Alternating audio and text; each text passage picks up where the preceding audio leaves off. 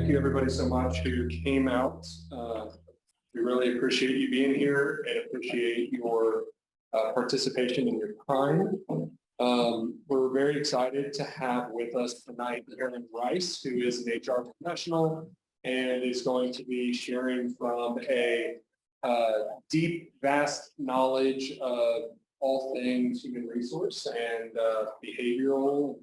Some very interesting talking points. Karen, if you can please take it away and let me know if you need any technical assistance on my side. Sounds great. I will try to stop every so often as well and give you guys an opportunity to ask me questions. I know sometimes it's difficult when you're listening. I know you guys have a large room there, so if you guys at any point have an issue hearing me or you have a question and I haven't stopped, Brandon, please feel free to stop me so that I make sure that I answer all the questions that I can for you guys. So first of all, thank you so much for having me at your meeting and session today. I know when Brandon had reached out to me, a couple months ago now, I think it was, and said, hey, we're really trying to do this leadership development and we would love to have, some additional speakers. I was thrilled to be able to participate in this. As kind of my bio had said that you guys saw before the meeting, I've been doing human resources for 25+ years. I always try to cough when I say that because it's hard to believe that it's been that long, but have had a wonderful and exciting career that I've been able to do. I've worked at some incredibly large companies like the Amazon, and then I've had exciting opportunities to work for some startups, both some technology startups like Hyperloop. I'm currently doing a contract role for a company called AMP, who's helping to electrify the world and creating the energy management systems for electric vehicles, whether those are 2-wheel, 4-wheel, etc. So kind of a lot of exciting companies, and have worked, again, very small, from 5, 10 people up to 100,000+ people organizations. And so human resources is what I do, but I also see myself as a business partner. I really try to understand the operation of the business that I'm working in, and then how do we marry those two parts to ensure that we're creating a great culture, that we are encouraging the development and growth of both individuals and the company as a whole. And this applies to whether you're talking about for-profit or not-for-profit organizations. And so part of what I'm going to be talking about today is obviously personality types. And I know a lot of times people are like, that's the touchy-feely side of HR. Why does this matter? And really it's about helping to understand, first of all, yourself, and then understand the others that you work with, and whether that's in a private setting, your personal lives, or whether that's in your professional role. It's important to understand why you react the way you react and why other people react the way they do, and to really help you learn to communicate better, to work more effectively, as well when it comes to assigning types of projects and work. Utilizing personality type will help you drive to some of the efficiencies you're trying to get to. So let's go ahead and jump right in. I guess any questions before I get started further into the deck? No, I don't think so. Excellent. So today we're going to talk about some of the different types of personality assessments, and I'm not going to go into a great deal of kind of depth into this, but just kind of a high-level overview. Then we're going to talk about understanding your preferences, and then helping you understand how to value the differences. So things that you appreciate and things that can frustrate you or the person you're trying to work with. I'm going to be referencing a book quite a bit. It's a book by David Keirsey. I don't know if you can see it in my screen there. I'll try to hold it where I think it's going to show properly. But this book is called Please Understand Me Too. You can buy it on Amazon or at any bookstore. It's like $16. Probably one of the best $16 you'll spend for both your professional and personal life to be able to really delve into it. It'll also be on a screen later on. And then I have provided Brandon with a PDF of this presentation. If any of you are interested, you can reach out to him and he can send you this deck so that if you want to utilize it, get into more detail, you'll be able to do that. So let's go ahead and talk about then the types of assessments. So there are several, there's probably hundreds of different assessments, quite honestly. The biggest ones with regards to personality type are the Myers-Briggs Type Indicator, which you may have heard of. It's also referred to as the MBTI. It truly is known as kind of the gold medal standard in personality assessments. However, you have to be licensed to administer that, and there's generally a cost associated with it. So we didn't use that one for what you guys took today. What you guys took today is called the Keirsey Temperament Sorter. And again, it's by David Keirsey from that book, Please Understand Me, that I just shared with you. As I said, there are two versions. The original version, Please Understand Me, and then the newest version is Please Understand Me Too. I highly recommend you purchase that one, and I'll go into more detail about it towards the end. There's also the 16 Personality Factor Questionnaire. It's another free resource that is out there. They've also got a great website. It'll again be on the additional resources slide when we get to the end. And then finally, the DISC assessment. So the DISC assessment is just a little bit different in kind of how it does. It helps you understand kind of how you deal with stressors and stuff like that. So not going to get into any of the assessments really today, with the exception of the Keirsey Temperament Sorter, which is the assessment that you took. And obviously, it gives you each a 4-letter code, which you all very willingly shared, and I appreciate that. And again, some of you referenced when you were giving yours that you ended up getting 2 codes, and that can happen because in one of the factors, you had a split in the number and your preference. And so depending on the circumstances and the situation, you can kind of vacillate between those 2 4-letter codes. So let's go ahead and dig a little bit in. Again, I'll stop real quick to see if you guys have any questions before I move forward. No, I'm not seeing anything in the room here. Okay. So then let's talk about the personality type spectrum. So your 4-letter code shows kind of how you fall within the personality spectrum. And there's the 4 different areas, E or I, which is kind of how you interact with the work and process things. N or S, showing kind of how you gather information. T or F, how you make choices and decisions. And then the J or P, which is kind of how you respond to the world.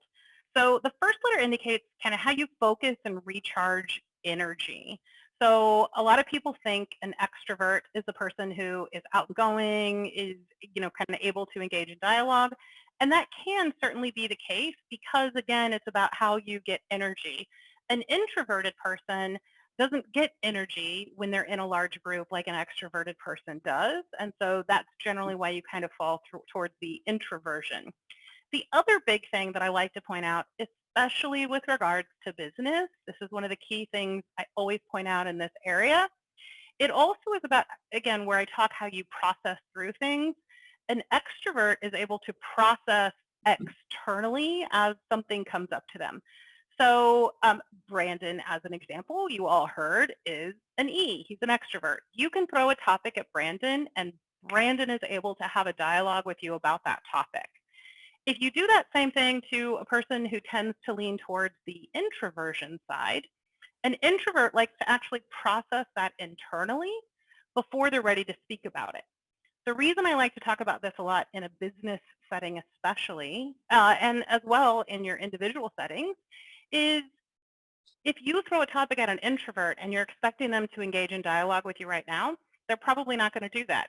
You're probably going to walk out of the meeting frustrated, and 2 hours from now or the next day, they're going to send you this phenomenal note with, hey, I thought about all these great ideas. And often managers will get upset because they're like, why didn't they bring any of this up in the meeting? They weren't able to. We didn't give them the opportunity to prepare for that. So one of the biggest things that I encourage and educate on in my role, especially when you're going to have a meeting, is send an agenda in advance. If this is in your personal relationship, in your marriage, etc., and you want to have a dialogue, as an example, about where do you want to go on vacation this year, and you are an extrovert and your partner is an introvert, they're not going to be able to have that conversation, and you're just going to get frustrated that you feel like you're the one carrying the dialogue. If instead you say to that person on a Monday, hey, this weekend, I would like to talk about where we're going to go on our vacation this year. That gives that introvert time to process that and then be able to have an engaging dialogue with you later on. I'm able to reference that one in particular because that was actually one of the things in my former marriage. Was I am an extrovert, he was an introvert, and I used to get frustrated vacation planning every year because he never participated. And then we took this assessment, and it was just eye-opening at how when I made sure I was thoughtful of his personality type, that I was able to encourage more engaging and productive dialogue. So again, I like to talk about that because a lot of people think just it means I go up and talk to everybody, and there's a whole lot more that goes into that. So that's a big one. So let me kind of stop there and just say, does anybody have any questions? You're going to hear me stop and ask for questions a lot. Since I can't see you guys because of presenting, I want to make sure I'm not losing everybody or going too fast. So any other questions on that? No, I think we're good. Okay. So the second letter then shows how you gather information. So it's either going to be an N for intuition or an S for sensing. So an intuitive person makes observations about ideas. They're more concerned with kind of patterns, systems, and relationships, while sensing means the person is extremely detail-oriented. So a sensing person makes observations using their physical senses. Then the third letter shows us how someone makes decisions. So this will either be an F for feeling or a T for thinking. Feeling means the test taker tends to base their decision on personal ethics, and thinking means the person uses logic and protocol to reach a conclusion. The fourth and final letter is actually how they approach their environment. So this is either going to be a J for judging or a P for perceiving. Perceiving means the test taker is actually more open to accepting facts and observing their environment from a neutral outlook, while judging means the person likes to assess their environment. So they might prefer to reach clear conclusions. A judging person might also make detailed plans, while a perceiving person might be open to surprises. So you probably think, as you look back through the questions of the assessment that you took, how some of those kind of factor in there. And then ultimately, there are 16 different personality types that you can come up with. These are, again, from the Keirsey Temperament Sorter, just to make sure that I'm clear about where these kind of codings are. So there are 16 different personality types broken into 4 larger groupings, kind of SPs, NFs, SJs, and Ts. Again, like I said, they come from the Keirsey Temperament Sorter. And where I referenced earlier that there are no right or wrong answers to this, and in most categories, people are really, when you look at all the people that have taken these assessments, they're really split relatively 50-50, with the exception of kind of 2 areas. The one is the sensing and intuitive category. So 73% of the population are actually sensing, while only about 27% of the population are intuitive. The other kind of one that has a little bit bigger gap than others is the thinking or feeling. So thinking people have about 40%, while feeling people are almost about 60% of the population. But for the most part, the other extroverted, introverted, judging, perceiving really are pretty close to that 50-50 category. And as you saw today, most of our people ended up grouping into relatively the same categories.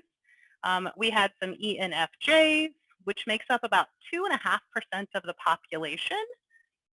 We had an ESTJ, which makes up about 8.7% of the population.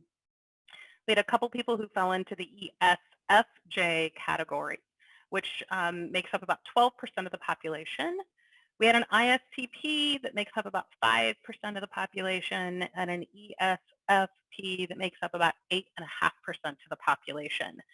So again, when I talked about the larger EI, kind of groupings, you can see those are relatively flat.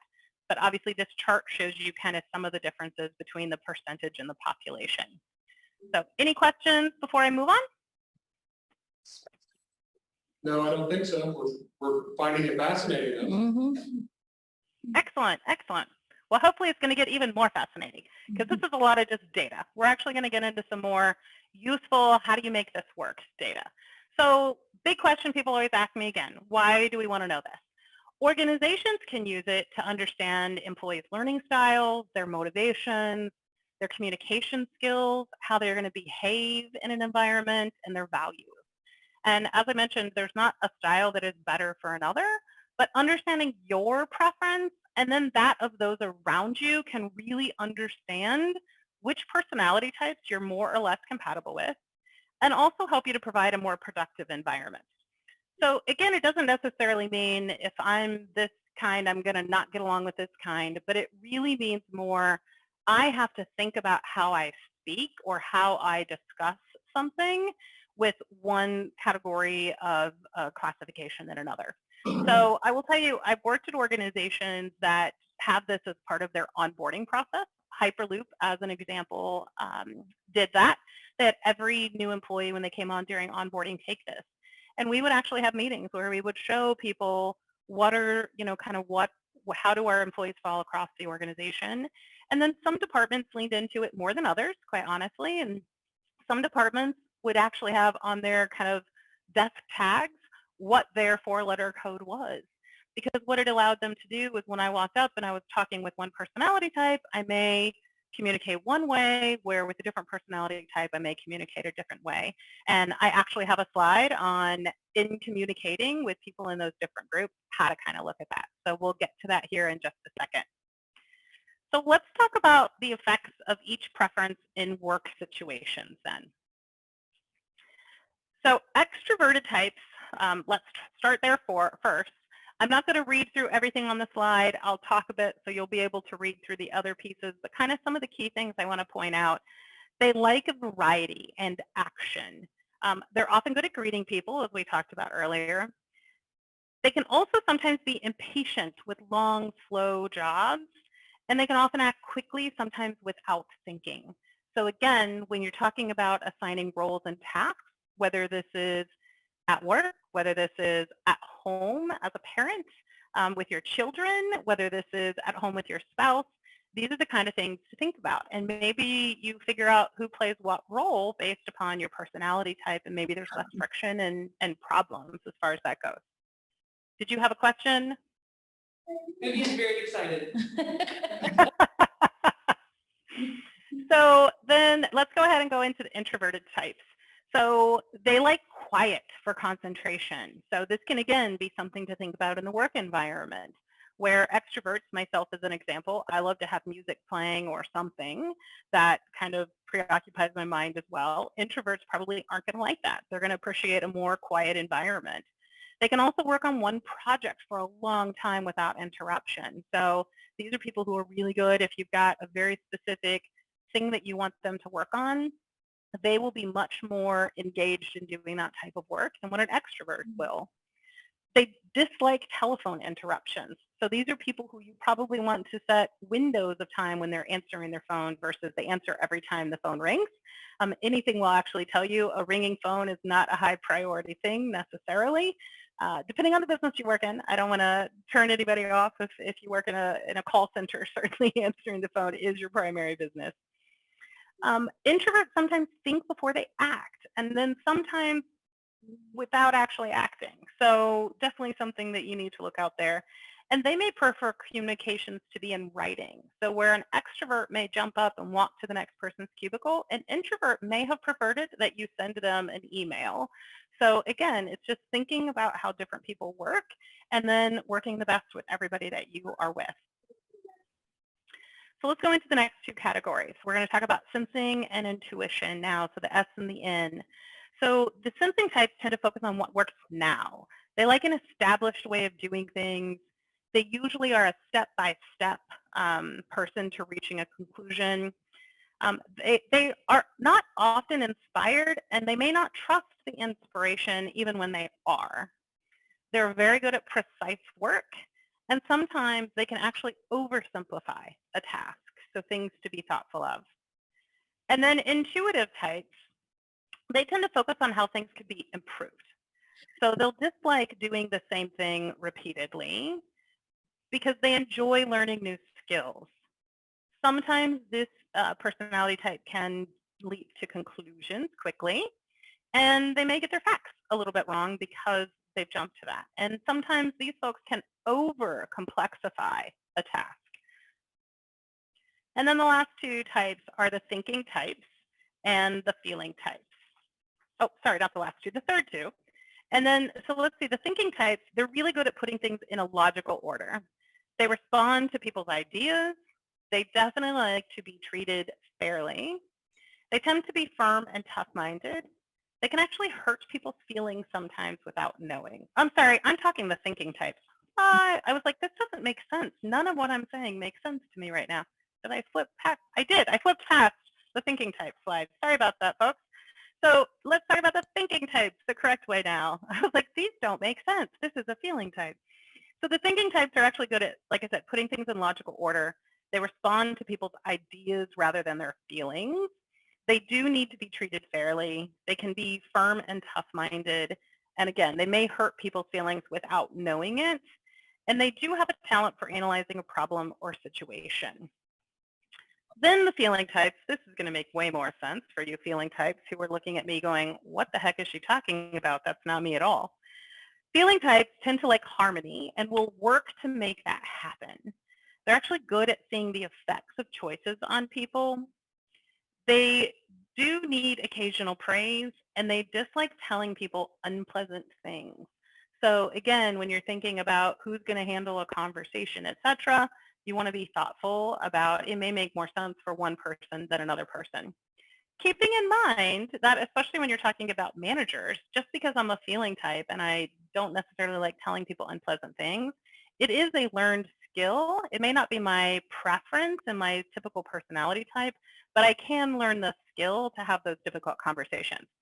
I say this because I often have managers when we do these assessments say, see, this is why I tell you I can't go tell that employee that they're not performing well. Well, yes, you can. It's a skill. I know it's not your personal preference to do that, but we can teach you how to actually have those productive conversations. And then the last two we'll get into, and then I'll stop and ask if there's any questions about this that we've covered so far, are the judging types. So they tend to work best when they can plan their work and then follow the plan. They like to get things settled and finished. These folks can sometimes decide things too quickly, however, so we need to be thoughtful of that. And they may dislike to interrupt the project they are working on for a more urgent one. And we all know in business that happens sometimes where something else takes priority and we have to kind of redirect.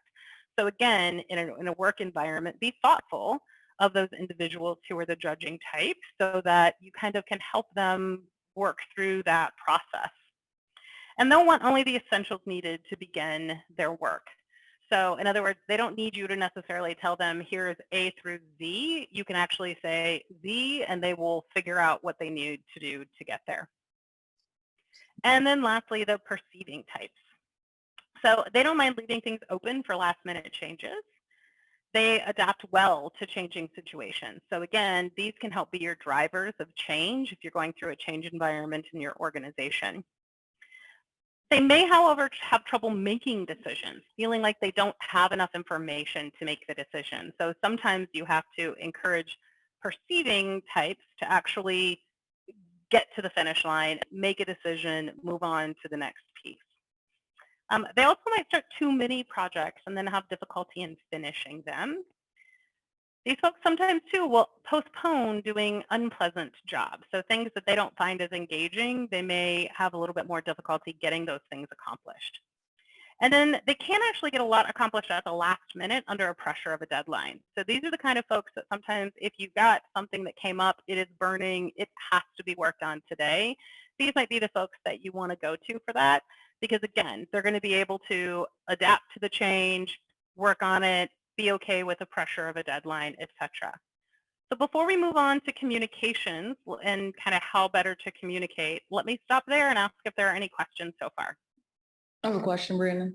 Yes, Stephanie has one. Hey, Karen. So I was wondering, in your experience, do you ever see people change in their personality types, or do you think it's more adapting to the other people around them?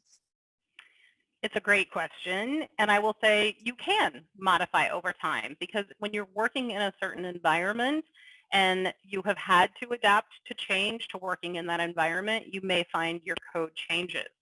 I will tell you, for years, I was an ENFP, always, like the sun rises and sets every day. I was an ENFP.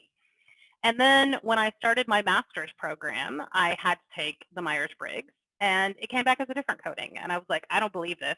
It's wrong because I've been an ENFP forever. And as we talked about it, it also can change in the environment that you're in. So what we discussed is that I had always been taking it in a professional environment.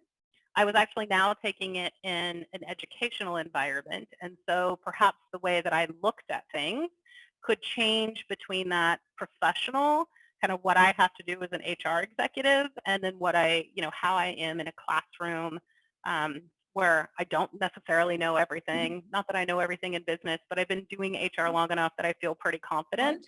And so it can actually change over time. So do you, for someone that like administers it, do you recommend people? My dad will be sad next time, Sean. What's that? I think we need somebody on mute. I was just wondering if You said symbol of Juana and Regina. Yes. Sorry, what was that? I don't know. Do you recommend like It says, come to your guys' house. as a, take it as their work perspective or as their personal perspective? Is there, do you recommend that they look at it a certain way? Like, I mean, if they're at work, do you want to know that personality at home? Is that helpful at all? So it's definitely helpful, and that's actually one of the reasons that I really love the Keirsey Temperament Sorter in that book, Please Understand Me Too, because it actually has sections in it about, your communicator, your personality style as a parent, your personality style as a mate. And so it definitely can help that. Most people aren't going to be you're probably not going to be the complete opposite in your home environment than your professional environment.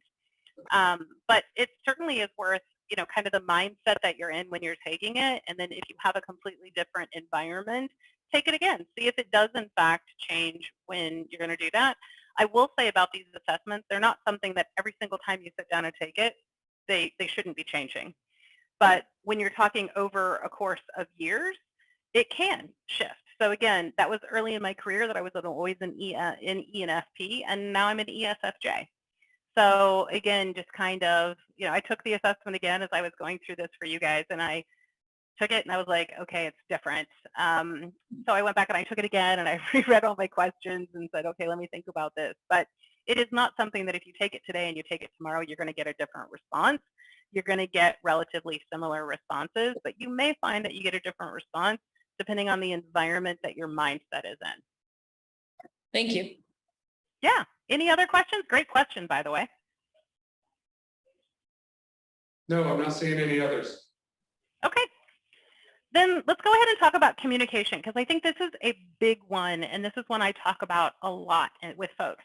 This is really what you want to think about when you're presenting to, you're influencing, you're explaining to, or you're trying to understand among different types. So if you're talking to a censor, you need to be factual. Talk about specific applications, reducing risk factors, work out the details in advance. This is probably not a person that you're walking into without having thought out what your business case is of why you want something, and then show them why it makes sense. So again, you really want to think about each personality type as you're having a dialogue with them. So if you find out that your boss is the censor and you're going in with a bunch of, kind of, here's some great ideas, but no facts or anything to support it, you're probably not going to convince them that that's something that you want to be able to look at. Well, intuitive, you'll want to talk about, give them the global scheme. Don't let an opportunity pass. Be confident and enthusiastic. Indicate what you think the challenges are, but also point out what the future benefits are going to be. So again, just kind of thinking about the different folks as you're talking to them. And then depending on your thinkers and feelers, thinkers, you want to be logical. They're obviously very logical individuals. They like structure. So talk about the principles that are involved. Stress competent handling of how the issue is going to be. Be very well organized and list the costs and benefits to that. And then with feelers, you want to mention kind of some of the other proponents. Be personable and friendly. Indicate how it can be helpful. Tell why it's valuable, and then show how it supports your personal goals. So again, just like we've all probably heard the joke about the person, there's different ways that communicate with people. Some person may ask you what time it is, and they literally want to know that it is 4:06, 7:06 for you guys. Other people may want you to talk about, here's how the clock was invented. So you really, knowing your personality type and knowing the personality type of the person you're speaking with can be very impactful to help you communicate better and kind of get things across the line. And then the last section we're going to go into, and I will tell you just because I was trying to be thoughtful of time, et cetera, and I didn't want you guys to have the glazed over of a million slides to look at. I have kind of condensed this down, but there are some additional slides in the deck in the PDF file that I sent to Brandon. So if you are interested in seeing this, because again, there is a little bit more detail in that document, feel free to ask him. I've given him the permission to be able to share that PDF file with anybody who asks. I asked him not to just post it publicly on the Facebook posting, but certainly if you're interested in that deck, let him know and he can share that with you. And then I will as well, on the last slide, have my personal contact information, so you can always reach out to me if you have additional questions. So let's kind of go through some work styles according to personality type. And again, we're going to kind of think about these, sensing. So we're going to kind of combine two of the categories. So sensing, judging people. So think about yourself as you're reading these slides. And for those of you who again fell into two categories, you may find things from both of these that apply to you, and you may find things that don't apply to you because, again, of the difference between the two spectrums for you. So sensing, judging types tend to appreciate employers who value carefulness, caution, thoroughness, and accuracy. They like commendation for loyalty, responsibility, and industriousness, and they like positive feedback, although they don't necessarily show pleasure in receiving it. The things they find annoying, and this I will tell you is one reason I believe now I'm probably a sensing judging, I do get very annoyed when people don't meet their deadline. So if a deadline is created, I expect it to be met. It's one of the things that I have to be thoughtful of, that for me, this is something I need to think about. And then they also will get annoyed by a neglect of standard operating procedures. So again, doesn't mean everybody is exactly that way, but that's generally how kind of people fall into those. Then when you talk about a sensing, perceiving individual, they actually appreciate commendation for adaptation, boldness, and flair, acknowledgement that process is as important as the task. So how you get it done is important as getting it done. And recognition of cleverness, flexibility, timing, all of those types of things. The things they'll find annoying are strict directions, use of standard operating procedures. So again, everybody's just a little bit different. And like I said, in addition to what I'm going over here, there's two additional slides of a lot more detail about kind of focus, additional things that can irritate people, beliefs, values.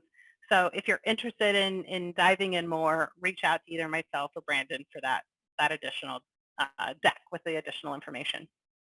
Then the intuitive feeling. So they will appreciate personal expressions of appreciation. So we were talking about earlier, some people may like it, but they might be uncomfortable about it. Intuitive feeling people, probably not. They're going to love having that expression of appreciation. They also like to have recognition of unique contribution. And employers who understand feelings and ideas. What they might find annoying is impersonal treatment and lack of attention to people's needs. So this is, again, something really important to think about. If you're a manager and you're working in an environment and you have an intuitive feeling type person, they're the people who are going to want you to come up and say, how was your weekend? How's your spouse? How are things, not just work-related, but kind of that personal stuff? They're going to be really annoyed and hurt and frustrated, and likely you'll lose them if you're not being thoughtful of kind of some of those additional things that are important to them. And then the intuitive thinking type. These folks appreciate recognition of capability, competence, and insight.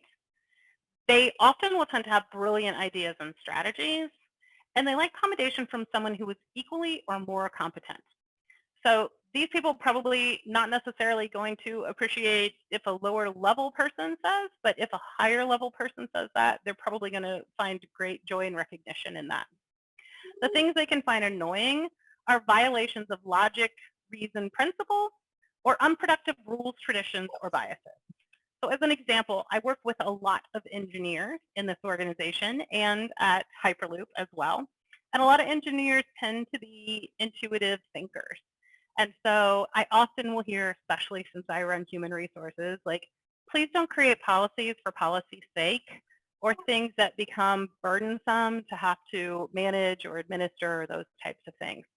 So again, just important for us to think about those things as we're going through and thinking about our environment. So I'm going to, oh, did you have a question? I actually do have a question, even though Vivian. Yeah, it's all good. So you talk a lot about obviously individual personalities and how you work with those. Do you have any thoughts or recommendations on like then how you apply that to like a group setting if you're running that? I mean, obviously you can work one-on-one with the individuals, but yeah, I just didn't know if you had any thoughts on when you have a group or you know, how to optimize that. Yeah, so great question.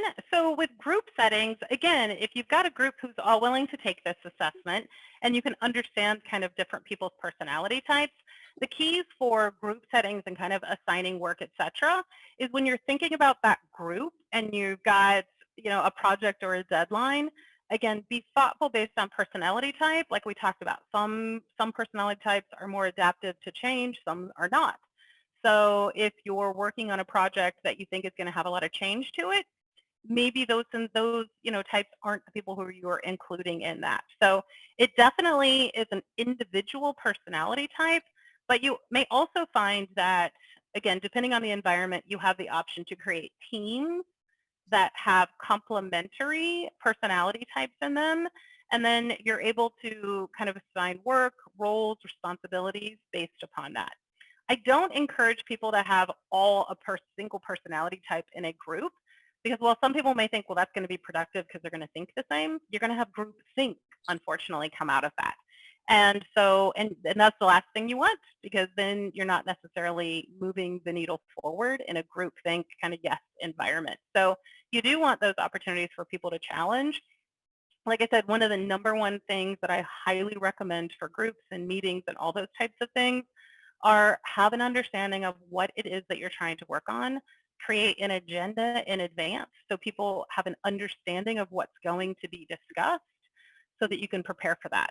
We, as an example, had an all-hands meeting, I think I referenced at the beginning of the session today, with some folks from India, some folks from the US as well. And in that, there's an individual who, well, we haven't taken this assessment at this organization. I know this person is an introvert and they process internally. And they were a person who I know our COO wanted to do a lot of speaking at this meeting. And so I said to the COO in advance, we need to actually let this person know what our expectations are and what we're going to want that person to talk about so that they're engaged and prepared and ready to be able to talk about that.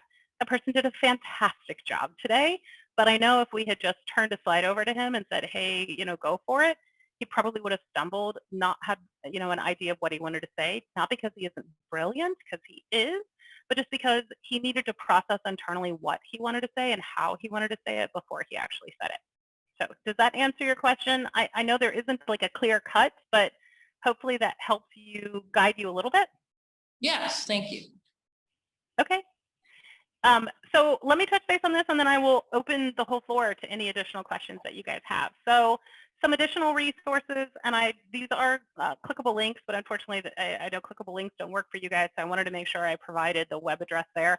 The Myers-Briggs Foundation, as I mentioned, you do have to pay to actually take a Myers-Briggs. However, there's a lot of great free information on their website.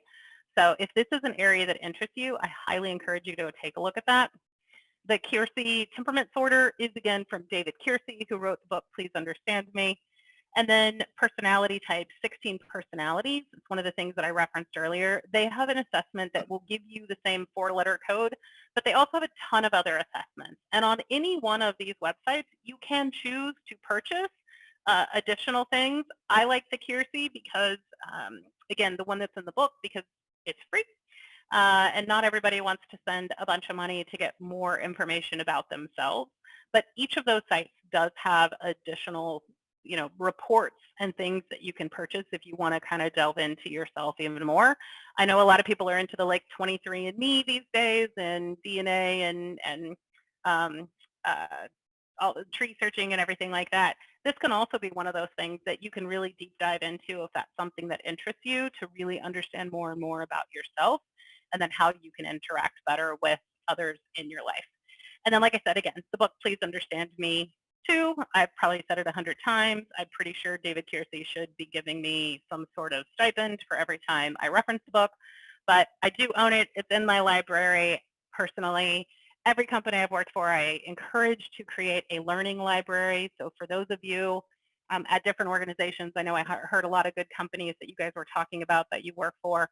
If a learning library is not something that you have today, it does not take a ton of money to actually get a good learning library created.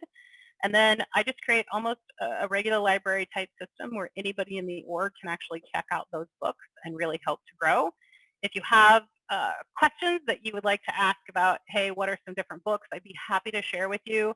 I probably have 200 plus business books in my own personal library. Now, I wouldn't recommend all of those are books that you go purchase, but I tell people even if you have a budget as small as $100 or $200, you can create a learning library in your organization and give people an opportunity to continue and grow. And one of the greatest forms of employee engagement is telling your people you want to help them grow themselves, which will help them grow their career. And hopefully that's with you.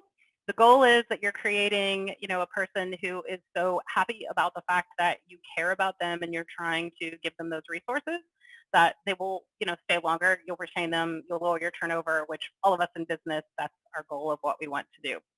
So with that, let me kind of stop talking and turn it over to you guys for any additional questions you may have. Thank you. And there's no requirement to ask any, or you can ask as many as you want. Are there any questions right off the bat? I know that I've got one, Karen. So this is Brandon. It seems like the temperament assessments is quite a useful tool to have in our management tool belt. Oftentimes, one of the biggest hurdles right off the bat is getting somebody to buy into something like this. In the era of 150 character Twitter posts and 15-second Instagram, Facebook reel things, what is kind of the elevator speech that you could provide to us, either an anecdote or a proof of purchase in terms of your experience with this, how you've seen it revolutionize or impact an organization or an individual? Great question. And one I probably should have been better prepared for to answer you specifically. But I, again, I'm an extrovert. You throw a topic at me, I'm going to be able to kind of talk about that. But I will say some of it is kind of some of the stuff that I put in the initial announcement. Like if you've ever asked some of those questions, like why do I respond the way I do and somebody else responds the way they do? So it's asking people, wouldn't you be happier in an environment where you could engage in a more successful manner with other people in the organization? Or if you're pitching an idea or a project or something you're working on, wouldn't you love to know how you will increase your ability to get that project or process approved? And it's really in understanding your personality and the personality of that person who's taking the assessment to be able to do that. So that's how I go about it. And quite honestly, it's one of the things that I am pitching here at AMP as I'm working on, this contract job with them as well, is helping them understand how this can actually help grow the larger team, as well as my goal here, I'm just looking to kind of roll it out within the leadership team first. And I think the key is you get a couple people who really become your change agents and your believers in this, and you're really able to impact change and have people be like, wait, I want to know how to do that too.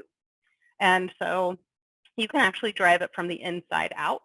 One thing I do want to caution, you cannot make this mandatory that somebody has to complete the assessment and they have to share it with somebody. Most people are willing to do that, but just be thoughtful of that, as you may find that you have some folks who say, I'd rather not participate. And they may not want to at the beginning, but you may find that when they realize that their coworkers are kind of starting to talk the same speak, they may come back and change their mind and want to take it. Or they may even take it, but not want to tell you what that coding is until, again, they may find, hey, you know what, I'm getting so frustrated every time I go in to talk to Brandon and try and get something approved, his answer is always no. Well, maybe it's because you're not speaking in the way Brandon needs to. And if you shared with Brandon your preferences and understand his, you might find some success there. Excellent, thank you. So I have Jesse? two questions. The first one is, what age groups do you see more people willing to take this personality test? Sorry, you broke up a little bit. I heard what age group, and then I lost you. So the question was, what age group do you see more likely to take this personality assessment? So honestly, I've had people at all age groups take the assessment. I even have some people who have their children take the assessment to understand. Now, a child who isn't going to understand what some of these descriptors mean, obviously they're probably going to be too young, but I say when you get into the teenage years, they're probably going to understand this. But if you're talking about the business environment, I have millennials take it, I have baby boomers take it, I have all age generations who take it, and I will say all come back ultimately and find the value in taking the assessment, especially when you're doing it as a larger project to be able to work well with people. And you'd be surprised how many people, like if you engage in a dialogue and be like, hey, have you ever, and I would talk about the Myers-Briggs because that's what most people will have heard of, even if they've also taken the Keirsey. But if you say, hey, have you ever taken an assessment for your personality type? I did, and I'm an ESFJ. You'd be shocked how many people will have taken a similar assessment and will already know what their coding is too. So you can actually already start to have that dialogue. And there is a really cool, if you're interested in doing this with your children, there's a really cool program called Kind Words Are Cool. And it is actually written for children. And it codes them in very similar ways. And there's a whole book called Kind Words Are Cool that helps you figure out in parenting or child speak or even teachers, whatever, if it's for children, helps you communicate these feelings and the coding to their intellectual level.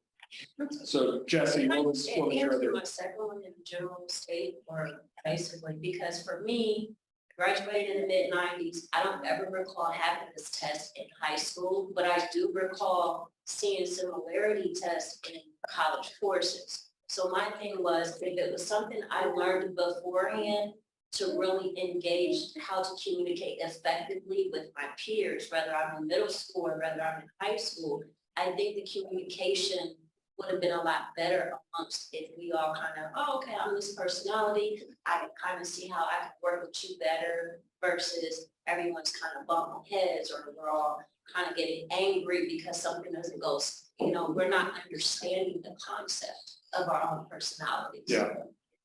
Absolutely. One of the interesting things, Karen, that we've touched on in the group where I'm doing the Kind Words Are Cool parenting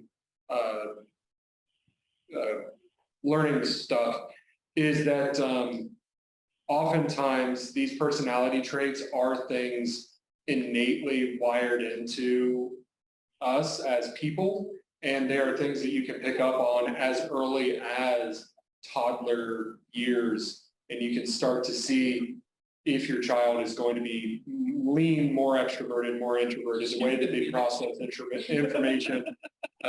Yeah. So it is that I've found that very edifying on a personal and professional level. Like even just doing this kids version, I couldn't help but start looking at the people that I work with or know and go, oh, I know what classification you are. That's fantastic. I actually wrote that down. I'm not familiar with that assessment, so it's one that I'm going to go be taking a look at. So I appreciate that. Yeah, Excellent. Any other questions? Well, really quickly here, kind of open up another thought of mine. Does this revolve around a belief system eventually? Because sometimes we can get someone else's belief system instilled in us as children, and we believe that, but we don't know our why of why we believe it. So the question is, Karen, essentially, how do the belief systems or the systems that are built up around us, how do these maybe shape or reflect in the way that we are classified at different stages of our life, and how can that change as we move into or out of those systems? Yeah. So there's actually something called a C SEE, which is a significant emotional event.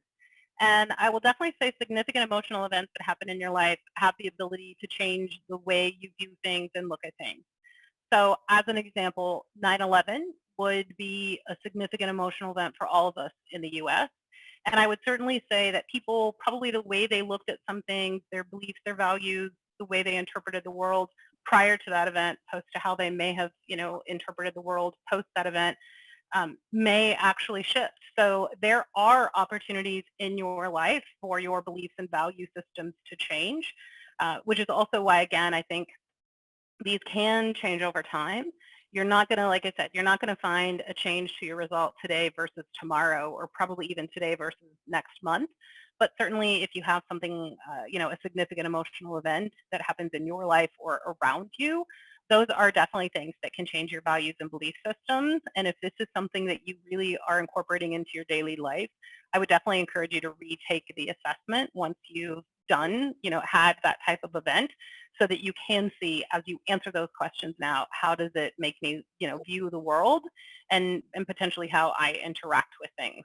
So, the more that I've spent time in my career, and I expect people, again, to be more deadline oriented and those types of things, where, prior to really being ahead of HR, I mean, I was maybe one of the team, I didn't look at it, but as my career has progressed and I become, the owner of the HR organization, it can definitely change how I look at things and expect things. So definitely your beliefs and values can change over time for a number of reasons, but definitely when you have a significant emotional event, and it's worth, retaking the assessment to see if it has changed how you view the world and interact with the world.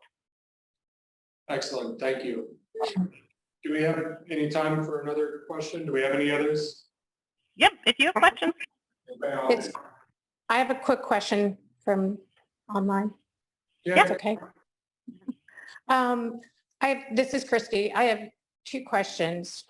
First of all, now that we've taken this and we understand this a little better, what is the advice for somebody who wants to take this and now start applying it in their work environment and their life environment, but other people around them are not familiar with it? Do you have like one piece of takeaway advice of how to start,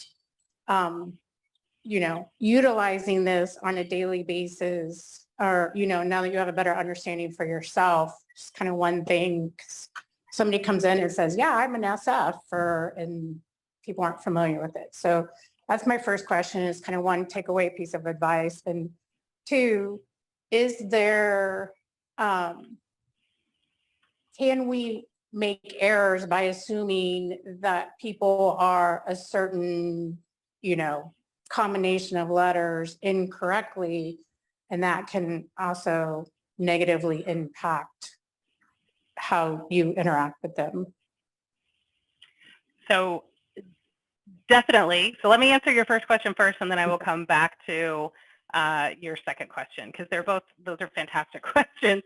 So the takeaway advice I would have for you is going to be different depending on the environment. If you're talking a personal environment, so you're talking a spouse, family members, etc., how I would approach them is saying, hey, I was recently exposed to this really cool thing about personality types, and it's helped me learn a lot about me and how I look at things and how I understand things. I would like to make sure that I'm also able to interact with you in a more positive and productive manner. Would you be open to taking this? And share with them the assessment, and probably they will be, and they'll be able to take that, and then you can start to engage in the dialogue. Work is going to be a little bit different, especially as an HR professional. I'm going to say, if it's something that you want to roll out with a team at work, I highly encourage you just to run it past your HR team to make sure that you're not doing anything that they don't want, or maybe they've already got an initiative, they're going to look to roll something out. But I would just, again, say a similar thing, but say it to your HR team or your manager or whomever's your appropriate chain of command, and just say, again, I was just recently exposed to this. I would love to be able to engage my team with it. Let them know in advance, I'm not going to make it a required. I'm not going to base any employment-related decisions or anything on that based on this assessment, but I would just love to be able to work more effectively with people. As long as you got the green light from your HR team or your, again, chain of command, you shouldn't have any ability, any issues doing that. If you do roll it out to your team, just again, let them know it's a voluntary thing. You're not going to require it. Tell them again, you're not going to base any employment-related decisions or anything like that on it. It's just going to help you to communicate with them better. And then when you asked about the assuming piece, I would say 100%. In any environment where we assume something about another individual, we all know the adage of what assume stands for, so we never want to make that. How you can have that dialogue, however, is again to say, hey, I was recently exposed to this really cool tool called the personality type. As I'm having dialogue with you, I get the feeling that you tend to look at things this way. Does that make sense to you? Does that resonate with you? If they say yes to that, then it helps you be able to engage in that dialogue. If they're like, no, I wouldn't, I could care less about that, then say, okay, this is actually a great conversation for us to have. Would you be interested in taking this assessment so that maybe we can communicate better? Because I want to make sure I'm being effective in my dialogue and communications with you. Does that answer your questions? Yes, thank you. That's excellent. Anybody else online that has any questions?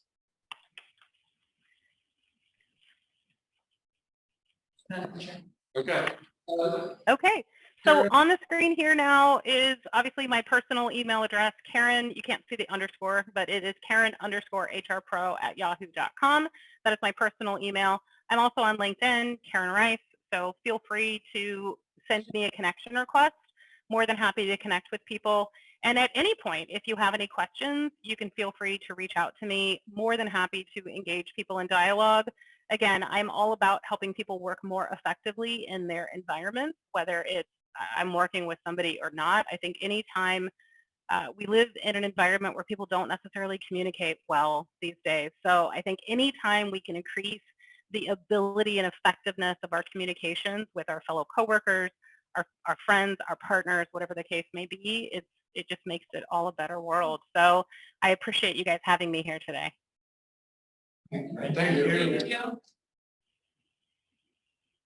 Excellent. If there's nothing else for me, I will let you all go. I heard my team break up next door, so I'm going to head off to the next meeting here.